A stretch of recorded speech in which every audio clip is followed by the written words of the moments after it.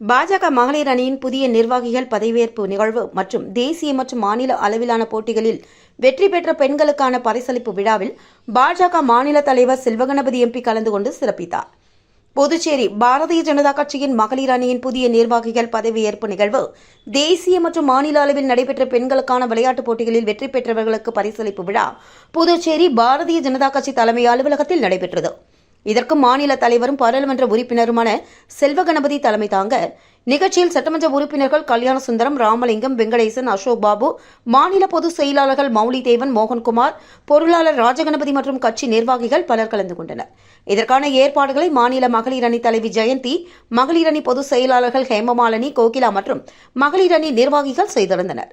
அதனைத் தொடர்ந்து பீச்சில் வாலிபால் போட்டியில் வெற்றி பெற்று இந்திய அளவில் 2ஆம் இடம் பிடித்த புதுச்சேரியை சார்ந்த கனிமொழி மற்றும் சசிகலா உள்ளிட்டோருக்கு பாராட்டு விழா நடைபெற்றது.